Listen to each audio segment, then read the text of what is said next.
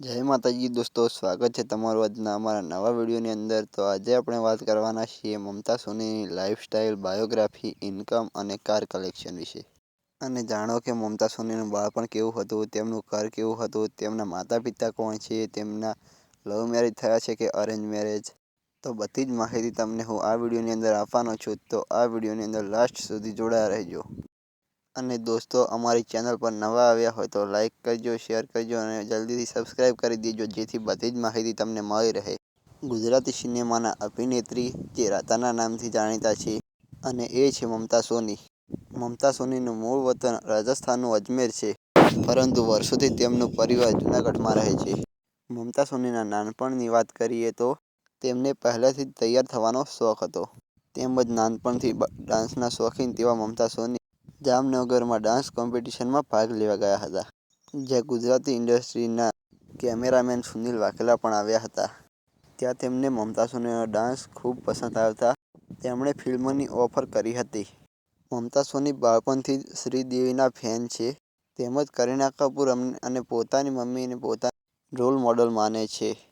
મમતા સોનીના માતા બિભીષણ છે અને મમતા સોનીના પિતાજી આર્મીમાં એન્જિનિયર છે। તેઓ પોતાની મોટી બહેન રાની સોની સિંગર હોવાથી તેમની બહેનની ઓર્કેસ્ટ્રામાં શાયરી અને ડાન્સ કરતા હતા। તેઓ જ્યારે 14 વર્ષના હતા ત્યારે તેમને સ્ટેજ પર શાયરી બોલવાની શરૂઆત કરી હતી। જ્યારે તેઓ 18 વર્ષના થયા ત્યારે તેમણે ગુજરાતી ફિલ્મમાં શૂટિંગ કરવાનું ચાલુ કર્યું। મમતા સોનીની 2006માં આવેલી ફિલ્મ સૌપ્રથમ દિગ્દર્શક કાંતિદેવની દર્શી મમતા હતી। ત્યારબાદ 20 ઓક્ટોબર 2006ના રોજ રિલીઝ થયેલી એકવાર પીયુને મળવા આવી જે વિક્રમ ઠાકોર સાથે સુપરહિટ ફિલ્મ છે। તેમને આજ સુધી ફિલ્મોમાં કામ કરતા 15 વર્ષથી વધારે સમય થઈ ગયો છે।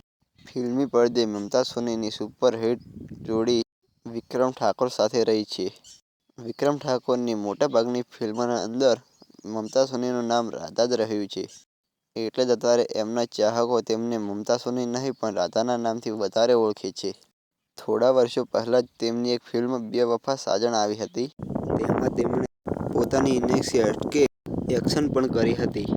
તેમણે 27થી વધારે ગુજરાતી ફિલ્મો પણ કરી છે, જેમાંથી મુખ્ય નામ જોઈએ તો તને પારકી માનું કે પોતાની, રાધા ચૂડલો પહેરજે મારા નામનો, પ્રેમી ચૂક્યા નથી ને ચૂકશે નહીં, આખા જગથી નિરાળી મારી સાજણા, કોણ હલાવે લીંબડી ને કોણ ઝુલાવે પીપળી, જગ જીતે નહીં ને હૈયું હારે નહીં, એક રાધા એક મીરા, રખેવાળ વગેરે વગેરે મુખ્ય છે। આ ઉપરાંત તેમણે એક હિન્દી, 5 રાજસ્થાની તેમજ મરાઠી ફિલ્મો પણ તેમણે કરી છે। ફિલ્મો ઉપરાંત તેઓ મોડલિંગ તથા ગુજરાતી આલ્બમોમાં પણ કામ કરે છે। થોડા સમય પહેલાં જ હિતુ કનોડિયા સાથે રિલીઝ થયેલું એક ગીત સાજણ તારા સંભારણા એણે યુટ્યુબ પર ધૂમ મચાવી હતી અને એ ગીતને ઘણા લોકોએ પસંદ કર્યું હતું। માત્ર ફિલ્મી પડદે જ નહીં પણ દેશ વિદેશમાં પણ ગીત માટે મમતા સોની પ્રખ્યાત છે। સ્ટેજ પર પોતાની આગવી અદામાં શાયરી બોલવી મમતા સોની અનેક દિલો પર રાજ કરે છે।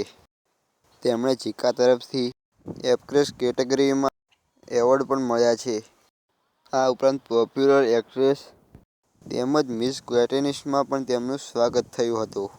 મમતા સોની અત્યારે હાલમાં ગાંધીનગરમાં રહે છે। તેમણે થોડા વર્ષો પહેલાં ગુરુ પૂર્ણિમાના દિવસે મોંઘી દઠ કાર ખરીદી હતી, જે ઓડી Q3 ઓટ્રો પ્રીમિયમ છે, જેની કિંમત 45 લાખ રૂપિયા હતી। પોતાની નવી કાર અંગે વાત કરતા મમતા સોનીએ કહ્યું હતું, મારી પાસે સ્કોર્પિયો કાર છે અને મારું ઘણા સમયથી સપનું હતું કે મારા પાસે લક્ઝરી કાર હોય।